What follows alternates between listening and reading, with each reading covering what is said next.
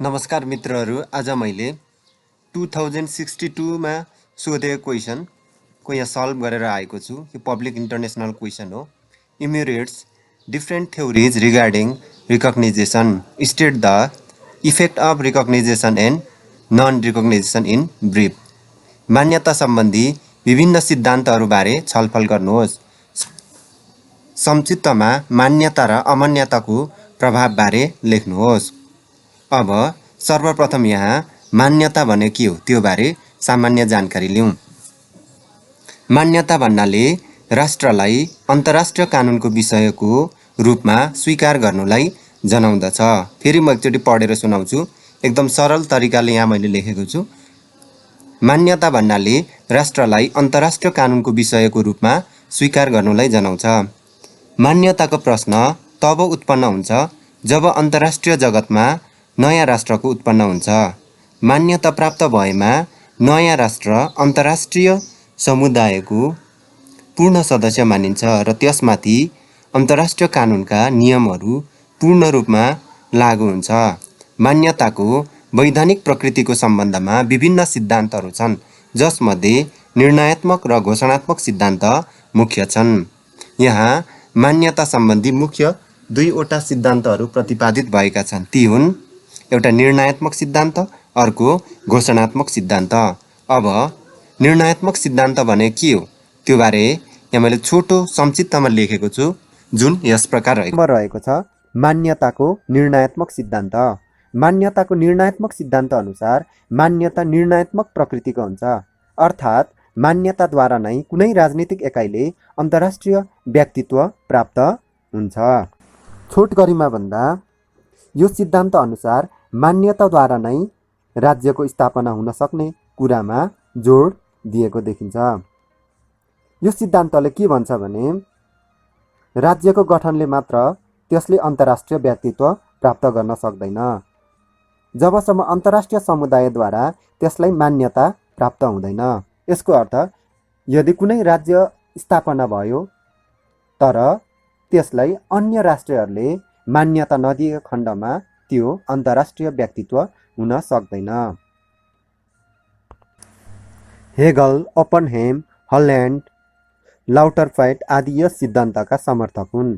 यस सिद्धान्त अनुसार मान्यता अन्तर्राष्ट्रिय कानुनको विषय हुनको लागि चाहिने आवश्यक तत्त्व हो र मान्यता प्राप्त गरेमा मात्र राष्ट्रले अन्तर्राष्ट्रिय व्यक्तित्व प्राप्त गर्दछ, तथा मान्यता नपाएमा अन्तर्राष्ट्रिय व्यक्तित्व प्राप्त गर्दैन। यस सिद्धान्त अनुसार मान्यता प्राप्त गरेमा मात्र नयाँ राष्ट्र अन्तर्राष्ट्रिय समुदायको सदस्यता र अन्तर्राष्ट्रिय कानुनको विषय बन्न सक्दछ। समग्रमा भन्दा यो सिद्धान्तले मान्यतालाई मुख्य रूपमा जोड दिएको छ। यदि नयाँ राष्ट्र उत्पन्न भयो तर अन्तर्राष्ट्रिय समुदायले यदि त्यो नयाँ उत्पन्न भएको राष्ट्रलाई मान्यता नदिएको खण्डमा राष्ट्र अन्तर्राष्ट्रिय व्यक्तित्व हुन सक्दैन।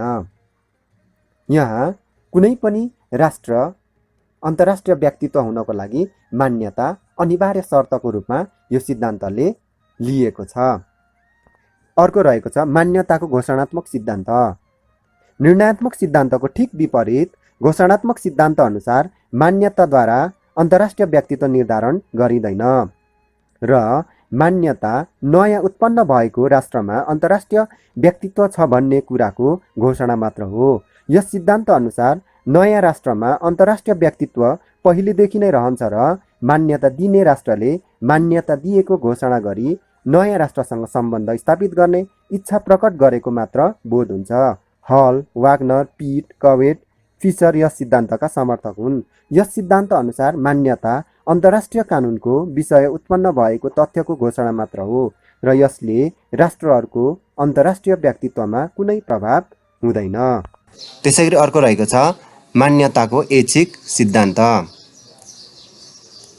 मान्यताको ऐच्छिक सिद्धान्त अनुसार मान्यता दिनु अथवा नदिनु राष्ट्रको इच्छाको कुरा हो र अन्तर्राष्ट्रिय कानुन अनुसार मान्यता दिनुपर्ने कुनै बाध्यता छैन।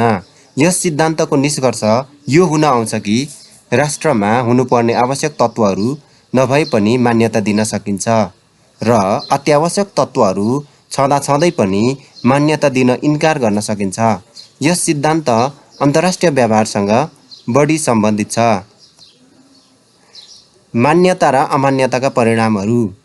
मान्यता दिनु एक राजनीतिक कार्य हो र यो राष्ट्रको स्वाभिमानमा निर्भर रहन्छ। मान्यता प्रदान गर्नु र नगर्नुको वैधानिक परिणामहरू निम्न छन्। अब हेरौँ मान्यताका परिणामहरू के हुँदो रहेछ। यदि एउटा नयाँ उत्पन्न भएको राज्यले मान्यता पायो भने त्यसको परिणामहरू के हुँदो रहेछन् यहाँ मैले संक्षिप्तमा लेखेको छु। मान्यता दिने र पाउने राष्ट्रबीच विभिन्न द्विपक्षीय सम्बन्धहरूको स्थापना हुन्छ। मान्यता दिने र मान्यता पाउने राष्ट्रबीच एक अर्काको राष्ट्रिय न्यायालयमा मुद्दा चलाउन पाउनेछन्। त्यसरी अर्को रहेको छ मान्यता पाउने राष्ट्रका पुराना तथा नयाँ कानुनहरूले मान्यता दिने राष्ट्रका कार्यालयहरूमा मान्यता र सम्मान पाउँछन्। त्यसरी अर्को रहेको छ मान्यता दिने र मान्यता पाउने राष्ट्रहरूले एक अर्काको राज्य क्षेत्रमा आफ्ना कूटनीतिज्ञहरूको तथा आफ्ना सम्पत्तिहरूको सम्बन्धमा कूटनीतिक उन्मुक्तिको तथा सुविधाहरूको उपभोग गर्न। अर्को रहेको छ मान्यता पाउने राष्ट्रको आन्तरिक स्थायित्व र बाह्य प्रतिष्ठामा वृद्धि हुन्छ र मान्यता पाउने राष्ट्रलाई मान्यता दिने राष्ट्रमा आर्थिक सहयोग, ऋण, व्यापार आदि विभिन्न सुविधाहरू उपलब्ध हुन्छन्। यहाँ अमान्यताका परिणामहरू। यसको अर्थ यदि राज्यलाई कुनै राष्ट्रले मान्यता नदिएको खण्डमा के परिणामहरू आउँछन् त जुन निम्न रहेको छ। यदि राज्यलाई कुनै पनि राष्ट्रले मान्यता नदिएको खण्डमा निम्न परिणामहरू आउन सक्छन्। मान्यता नदिने र मान्यता नपाउने राष्ट्रबीच कूटनीतिक वा अन्य कुनै सम्बन्ध स्थापित हुँदैन। मान्यता नपाउने र मान्यता नदिने राष्ट्रहरूले एक अर्को राष्ट्रका न्यायालयमा मुद्दा सञ्चालन गर्न पाउँदैनन्। मान्यता नपाउने र मान्यता नदिने राष्ट्रहरूले एक अर्काको राज्य क्षेत्रमा कूटनीतिक उन्मुक्ति तथा सुविधाहरू उपभोग गर्न पाउँदैनन्। त्यसरी अर्को रहेको छ मान्यता नपाउने राष्ट्रले मान्यता नदिने राष्ट्रसँग सन्धि गर्न सक्दैनन्।